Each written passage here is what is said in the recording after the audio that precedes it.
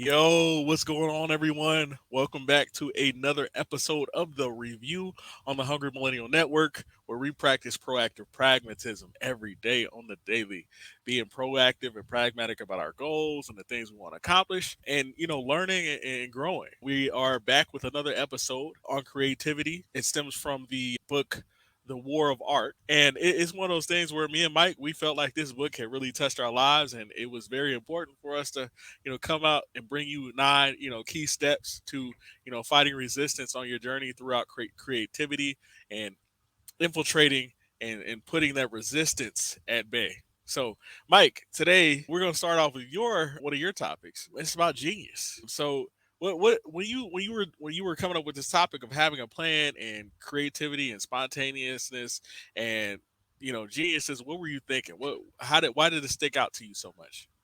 Well, first off, understanding being a genius is important for me because I'm definitely not one. So watching others and learning from them really is a good way to pick up on other things. One of the things that Pressfield mentions in the War of Art is he delivers a story talking about a gentleman, and I believe the gentleman says that something about creativity always striking at 9 a.m. in the morning, like Monday through Friday. And the emphasis is that we have to make plans and we have to make schedules because it's not often spontaneous. We think that for a lot of times creativity happens just poof like magic, but it Yeah. doesn't. A lot of times people spend a lot of years in preparation, honing techniques, learning skills, learning how to get outside of their self, outside of their overthinking, outside of all their stressors, to be able to hone and focus that creativity to create this what we think is spontaneous. When you're outside of the experience, it looks magical, but when you're inside the moment of creating that work of art or creating that organization or that plan that you're working on, you're focused on, I gotta do this step, this step, this step, this step, this step.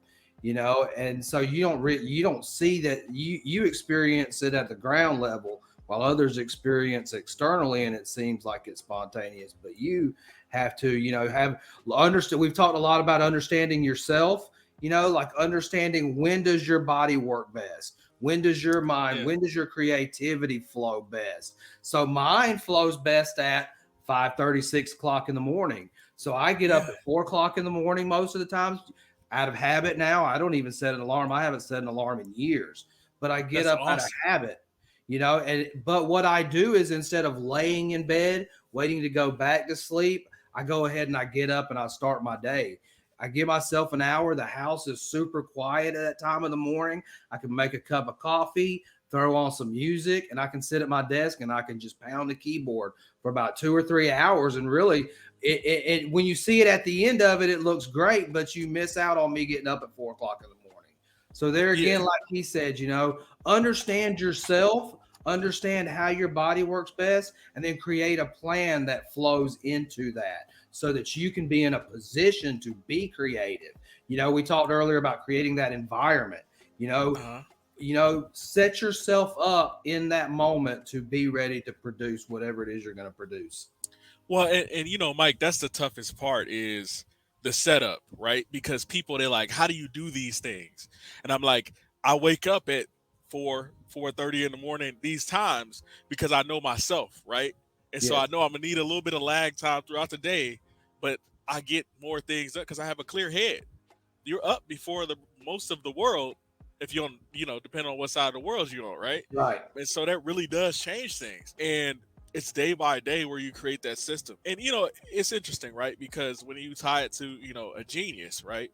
People forget that a lot of geniuses, the ones that are extremely productive, they have a routine as well. And genius is not something that like there are a lot of people who are extremely smart who never reach the levels that they can reach because of the fact that they have stopped growing.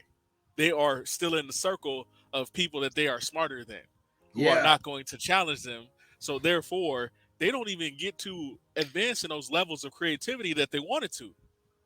And then a lot of those realms, you're stuck into, the politics, the bureaucracy, right? Imagine all the things that could have been created by those individuals who would have just sat down and had a schedule and plotted out the plan, right? And that changes momentum, and that makes you into an even better and more productive person. But that that makes it hard because structure and discipline, like I think people are like, oh well, I don't have discipline, and I'm like, when you tell people like, do it, discipline is do the thing.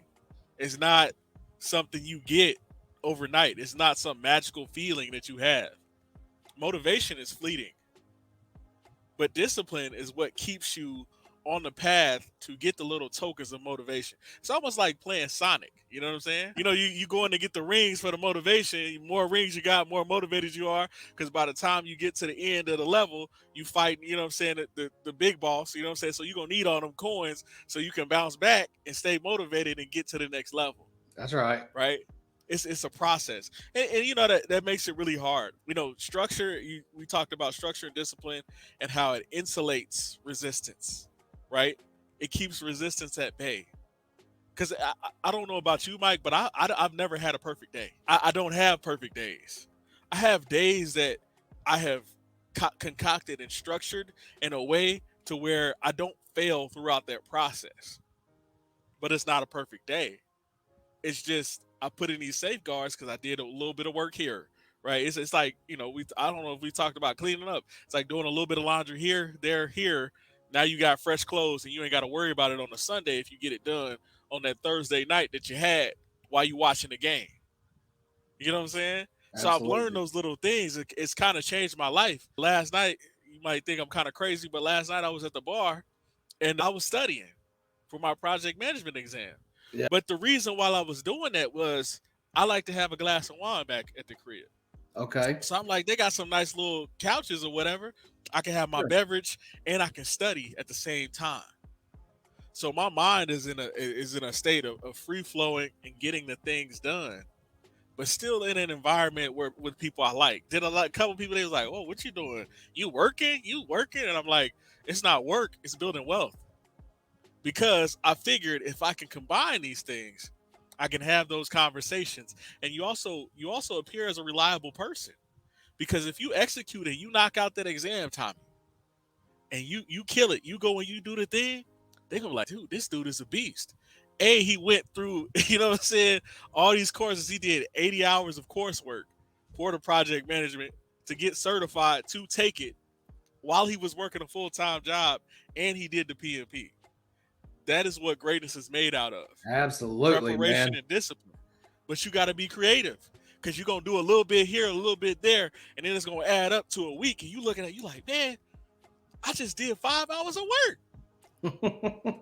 You know what I mean? Like, and that's just life changing stuff, man.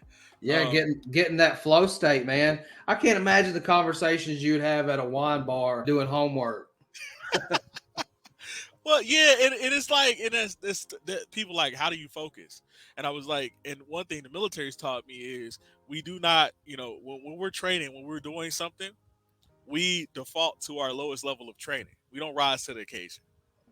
Most of Yes. the times we don't rise to the occasion. We go to the lowest level of training. So I Yes. understand that if I can listen and I can focus in this environment, because I was doing math equations, because they got a whole different thing. You got to calculate time and float and all types of calculations and backward passes and forward passes and total float time of a project. It's really immense. And I was getting it. I was just plugging and going, and I was doing the thing, and I was like, man, you doing it. You know what I mean? And that's that type of stuff. It's really changed my life because it shows me that with enough preparation, you can accomplish just about anything if you're passionate about it. Yeah. And that's I mean, that's what this kind of meant to me is having that plan, that creativity. Like I always thought, I was like, man, I always thought not necessarily that I wasn't smart, but I thought everybody else was smarter than me in math class. The thing was, I just couldn't focus because I didn't care about math. I didn't Yeah. understand why it was applicable.